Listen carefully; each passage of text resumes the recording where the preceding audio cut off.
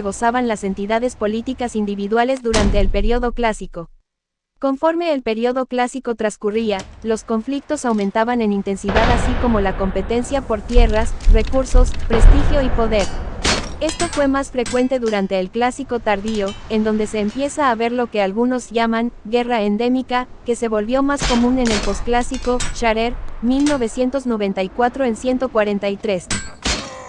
Los pueblos mesoamericanos, en general, no organizaban grandes empresas bélicas a largo plazo, como lo hicieron los romanos. Hay estudios que sugieren la extensión entre las entidades políticas que intervenían en el conflicto, las distancias que pudieron haber recorrido en un día y la serie de dificultades logísticas que tenían que enfrentar y solventar para hacer la guerra. Hassig, 1992, Webster, 1999, 2000. Se cree que los antiguos mayas no practicaron la guerra a gran escala, sino que llevaban a cabo enfrentamientos limitados tanto en la duración como en alcance. Webster, 1999 en 345, 2000, 99 a 101. Esta afirmación posiblemente es válida para los mayas de las tierras bajas, no así para algunos grupos de las tierras altas durante el posclásico. Poco se sabe acerca de quiénes eran los que iban a la guerra o de cómo se hacía el reclutamiento, pero se han propuesto distintas hipótesis. La guerra a largo plazo hubiera sido muy difícil de realizar y hubiera causado un detrimento terrible en la población y en los recursos disponibles. La guerra a corto plazo podría proporcionar al jefe o gobernante un aumento inmediato de la riqueza y de los recursos, con todas sus implicaciones políticas, y a la vez obtener gran prestigio y apoyo popular por el éxito de su liderazgo en la guerra. Webster, 1975 en 468.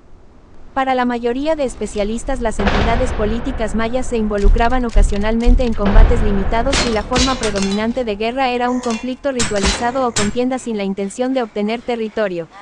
Consideran que el principal 219 LIWYGRAZIOS o objetivo era obtener cautivos y tributo, que aumentaban el prestigio y el poder del gobernante, pero no se buscaba aniquilar a gran cantidad de enemigos ni anexionarse sus territorios. Scharer, 1994, 143 a 144.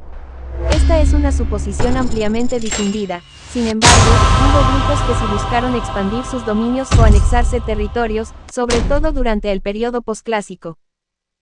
Los quichés llevaron a cabo una guerra expansionista en el periodo posclásico. Al mando de Kikab, el Grande, los quichés llegaron a dominar un extenso territorio en los altos de Guatemala. Carmack, 1977, Fox, 1987. Su dominio se extendió desde Chucuyú, en la sierra de Chuacús, hacia el centro del Quiché. Desde allí se extendieron hasta Zacapulas, Xelajú, Zaculeu, Ahuacatán y Getulul. Las ciudades conquistadas fueron ocupadas por nuevos señores que impusieron el culto al dios Toilhuahuilix y les obligaron a pagar tributo. Arnauld y Medrano, 1996 en 188. Al parecer, los quichés fueron tolerantes con respecto al culto de los pueblos conquistados. La alianza es evidente en la arquitectura de las plazas mayores de las nuevas ciudades, en donde se construyó un doble templo como estructura principal, y en la importancia dada a un mismo par de dioses, el impuesto y el local, cuyos templos gemelos estaban construidos sobre la misma plataforma piramidal. Ibid, 191. Durante el período clásico el principal objetivo del conflicto bélico era la demostración de dominio mediante la obtención de tributo y de cautivos de las entidades vecinas. Los cautivos para el sacrificio eran especialmente importantes para la santificación de ciertos eventos, como la inauguración de edificios importantes, la ascensión al poder de un nuevo gobernante, o la dedicación de un nuevo templo. De ahí que el éxito en las batallas fuera tan importante para incrementar el prestigio de los gobernantes y de sus dinastías, especialmente en el establecimiento de nuevas dinastías en el poder conforme el número de entidades políticas aumentaba. Scharer, 1994 en 143. Los gobernantes mandaban erigir monumentos para conmemorar sus victorias. En ellos, cuando los cautivos eran personajes importantes, muchas veces se les ponía el nombre en su vestimenta o en los muslos e inclusive el glifo emblema de la entidad política a la que pertenecían. 4. Fix. 37, 38 y 39. 4. El personalizar a un cautivo es distintivo de las inscripciones mayas, en las que las relaciones políticas se expresaron más como relaciones entre individuos que como relaciones entre representantes o instituciones. Stuart, 1998 en 8. 220. La guerra, religión o política en el posclásico imperaban los mismos intereses, pero además se buscaba conquistar territorios, al menos en las tierras altas. Las campañas tenían un mayor alcance y la subordinación se logró por medio de luchas, desplazamientos, agrupamientos forzados o dispersión. Las crónicas indígenas relatan la expansión territorial de los quichés, cachiqueles y sutujiles, y en menor grado los rabinaleros. Estos grupos aceptaban la hegemonía de los quichés sin ser subordinados. La soberanía del reino quiché se aseguraba mediante la creación de guarniciones, que mantenían una vigilancia constante sobre las fronteras y los territorios inseguros. Arnault y Medrano, 1996, 188 a 189. Debido a que uno de los objetivos principales de la guerra era el de obtener tributo y tomar prisioneros, que eran esenciales para la realización de los ritos de sacrificio humano y así reafirmar o imponer el prestigio y el poder de un gobernante y su entidad con respecto a otra, generalmente estas agresiones no buscaban matar a la mayor cantidad posible de guerreros enemigos o anexar su reino. Los cautivos que no pertenecían a la élite, a juzgar por los relatos del posclásico, por lo general eran utilizados por los vencedores como sirvientes, e inclusive eran adoptados por familias que los necesitaban. El perdedor tenía que pagar tributo al vencedor, pero por lo general no perdía su soberanía. A mayor rango del cautivo, mayor era el prestigio del captor, y lo más seguro era que este prisionero sería sacrificado. Sharer, 1994 en 144, Fix, 38 y 39. Los prisioneros capturados en batalla eran tomados como esclavos, y los prisioneros de alto rango eran sacrificados. En el Rabinal Achí se habla del sacrificio de Quiché Achí, señor del Quiché, prisionero del señor de Rabinal. Arnault y Medrano, 1996 en 189. También se sacrificaba a huérfanos, niños, esclavos comprados y voluntarios, pero se prefería sacrificar a personas de alto rango. Freidel, 1986 en 95. Los de menor rango pasaban a ser propiedad del guerrero que los había capturado. Landa, 1978 en 52. Sharer, 1994 en 503. No obstante, se sabe, al menos, de un caso en el que un gobernante capturado, en lugar de ser sacrificado, fue regresado a su lugar de origen, en donde presuntamente gobernó como subordinado de su captor. Stuart, 1995, 324 a 326, citado por Webster, 1999 en 350. Una representación descubierta recientemente en Toniná sugiere que las mujeres de élite también eran tomadas como prisioneras.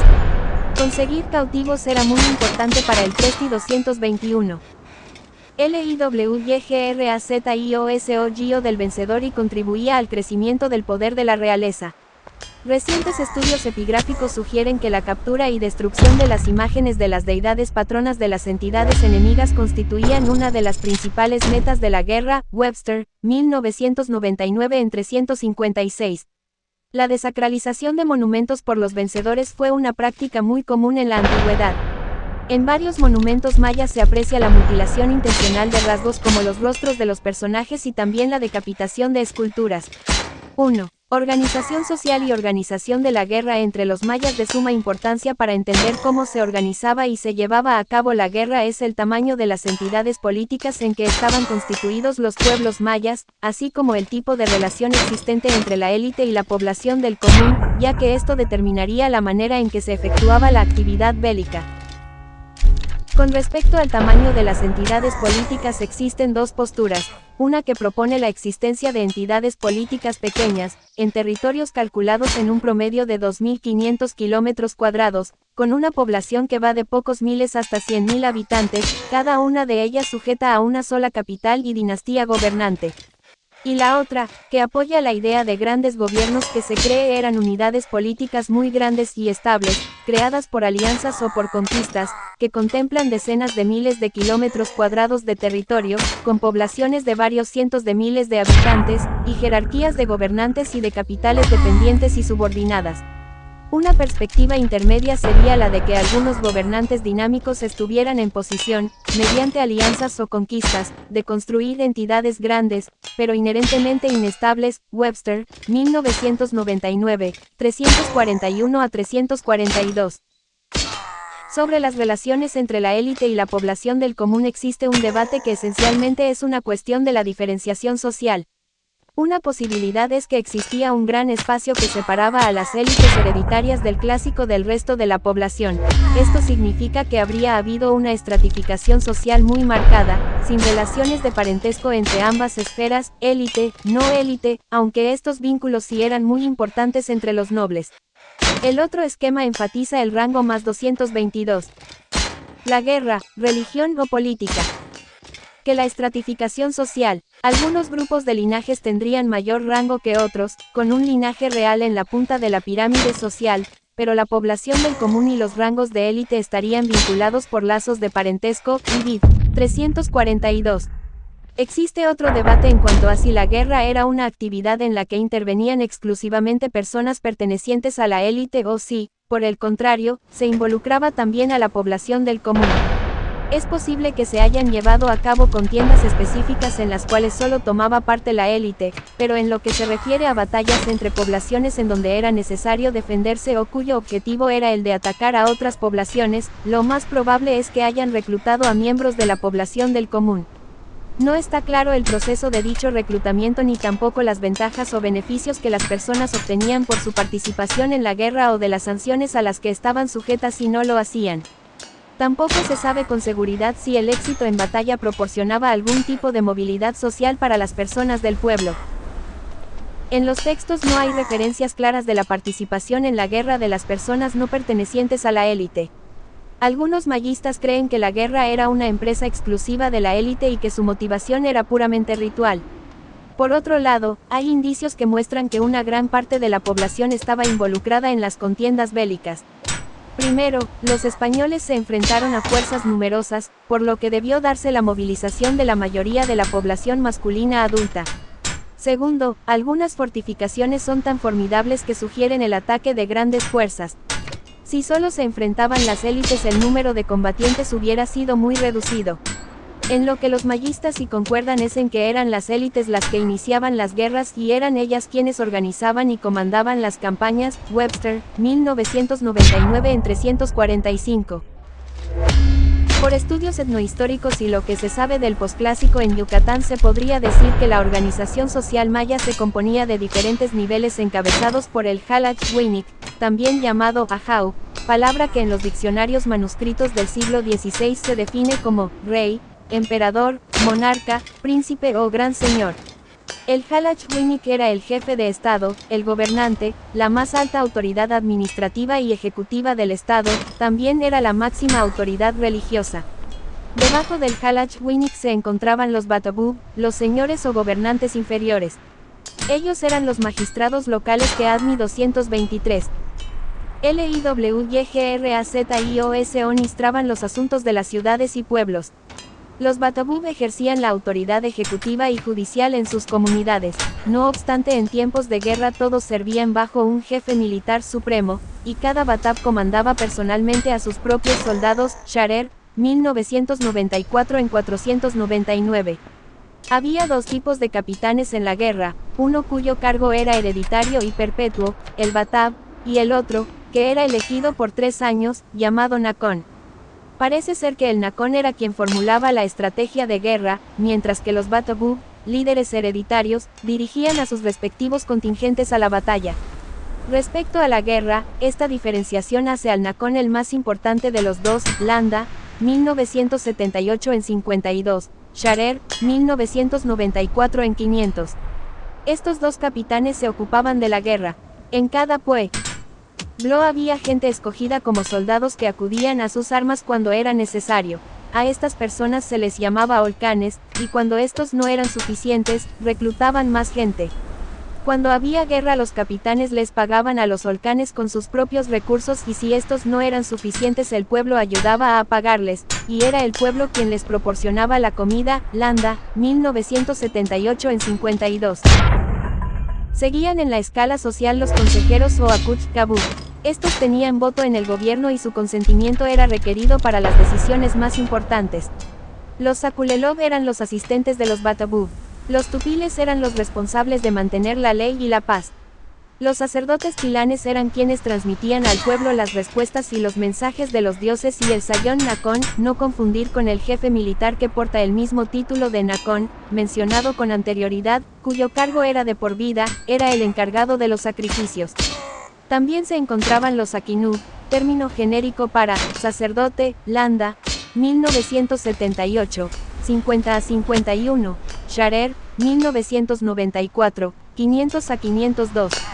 Es posible que ellos hayan tenido una participación indirecta en la guerra, podrían haber sido los que les indicaran cuáles días eran propicios para hacer una batalla y cuáles no, o interpretar señales divinas relacionadas con esas contiendas, pero no se tienen datos de que tomaran parte directa en las batallas.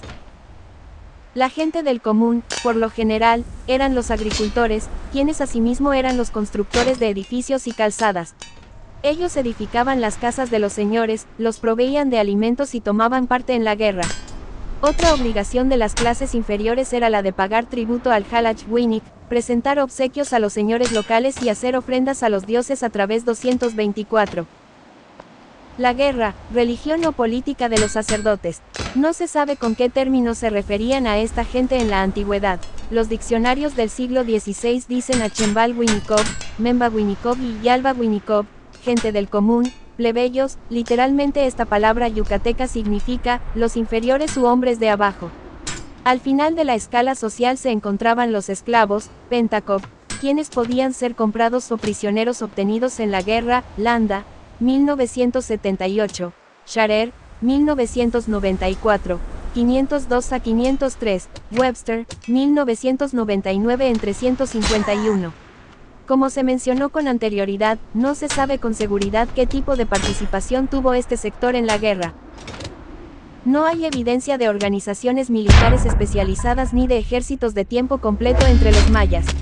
Más bien, hombres de élite servían como el núcleo de los participantes y líderes militares, complementados, según Webster, por reclutas de la gente del común, que eran movilizados en caso de guerra, esencialmente como un patrón de milicia de organización y reclutamiento. Webster, 1999 en 346. Otra consideración de importancia es la logística. A menos de que se encontraran en territorio aliado o contaran con transporte acuático, los guerreros deberían cargar con sus alimentos, o estos habrían de ser llevados por gente del común, en cuyo caso debían llevar comida para los guerreros y para sí mismos 5.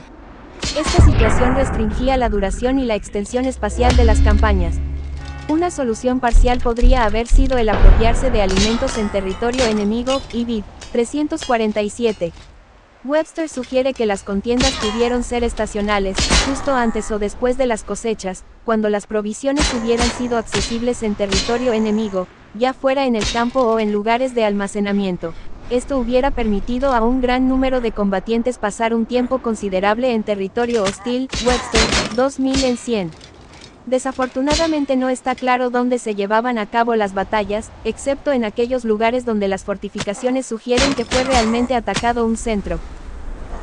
Para mantener buenas relaciones políticas y militares debieron darse alianzas matrimoniales, intercambio de regalos y visitas de los gobernantes o de sus representantes entre los gobiernos. El mantener vínculos de intercambio y cooperación aseguraría la integridad de las entidades y las haría más efectivas cuando se presentaran hostilidades por parte de un tercero. Webster, 2000 en 107. 5. Landa dice que las guerras duraban poco debido a que los no combatientes debían llevarles las provisiones por falta de bestias. Landa 1978 en 53. 225. LIWYGRAZIOSO2. Las armas. Uno de los temas más importantes cuando se habla de guerra son las armas. Follet, 1932, Turney High, 1971, y Brockman, 1995. Estas tienen un efecto dialéctico sobre la práctica militar de una sociedad, debido a que modifican el combate y este a su vez las transforma a ellas. Brockman, 1995 en 1.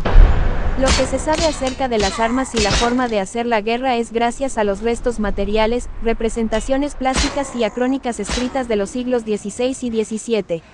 Diego de Landa, refiriéndose a las armas de los yucatecos, escribió que tienen armas ofensivas y defensivas. Las ofensivas eran arcos y flechas que llevaban en sus carcajes con pedernales por casquillos y dientes de pescados, muy agudos, las cuales tiran con gran destreza y fuerza. Los arcos son de un hermoso palo leonado y fuerte a maravilla, más derechos que curvos, y las cuerdas, son, del cáñamo de la tierra. La largura del arco es siempre algo menor que la de quien lo trae. Las flechas son de, unas, cañas muy delgadas que se crían en las lagunas y largas de más de 5 palmos. Átanle a la caña un pedazo de palo delgado, muy fuerte, en que va insertado el pedernal. No usaban ni lo saben poner ponzoña, aunque tienen harto de qué. Tenían hachuelas de cierto metal y de esta hechura, las cuales encajaban en un mástil de palo y les servían de armas y para labrar la madera.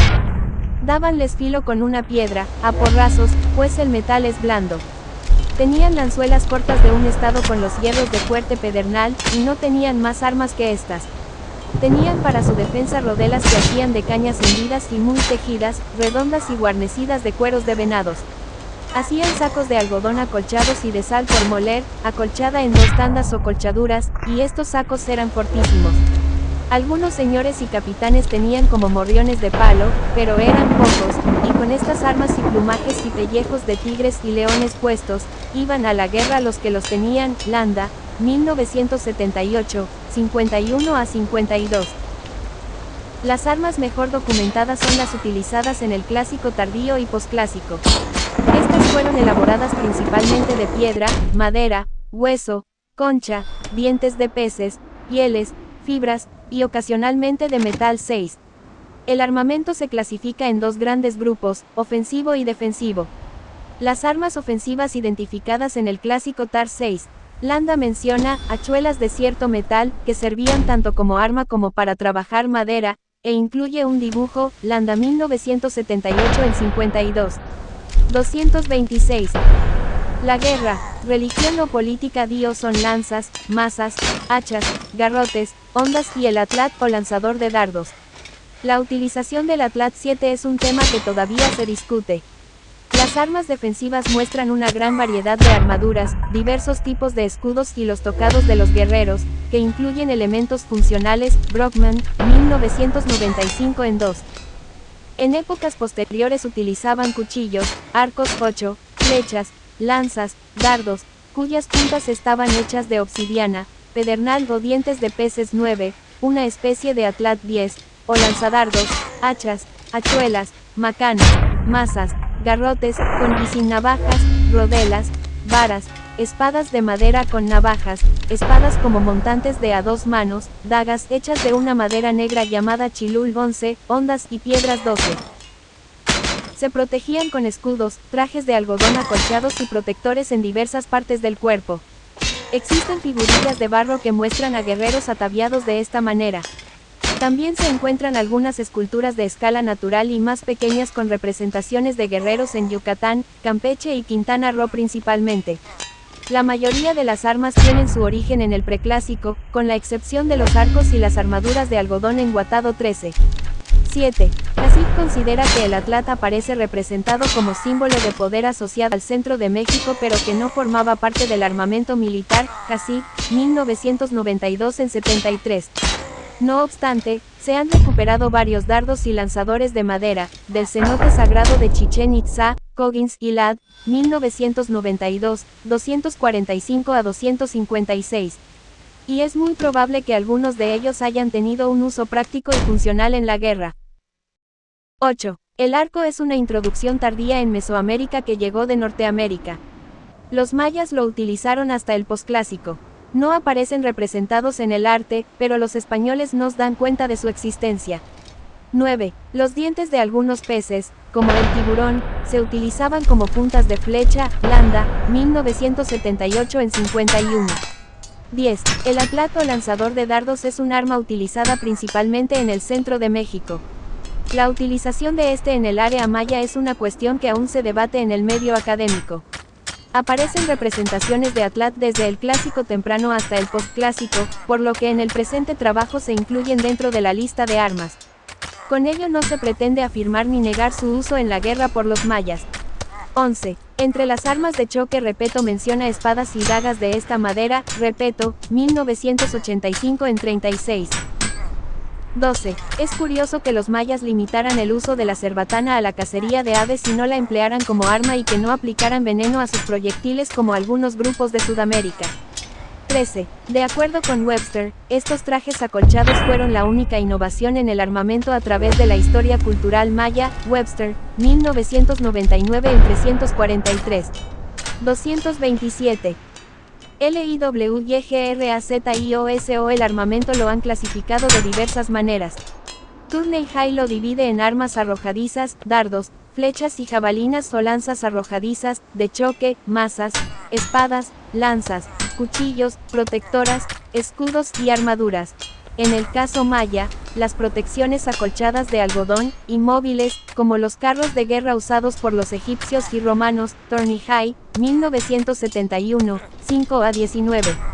Siguiendo este esquema Repetto indica que los mayas carecieron de armas móviles porque no tenían bestias como el caballo, que, debidamente entrenado, les hubiera servido de ayuda en la guerra, Repetto, 1985 en 38. Basándose en evidencia lítica 14 y en representaciones escultóricas de las zonas del río Usumacinta y La Pasión, Carlos Brockman hace un análisis del armamento y las posibles tácticas utilizadas por los mayas del Clásico tardío.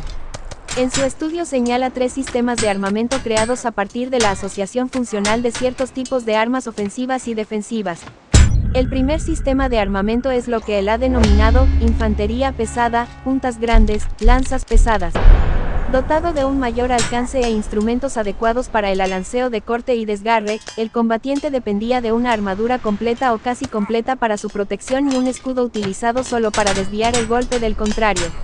Empleaban lanzas pesadas, lanza larga, escudo pequeño del tipo rodela, escudo largo y flexible amarrado al asta de la lanza en combinación con armaduras completas o semicompletas, rodilleras y muñequeras. Los personajes representados con este sistema de armamento son nobles del más alto rango, Ajaú Bocaalú, Brockman, 1995 en 3 y 7, Fig. 37.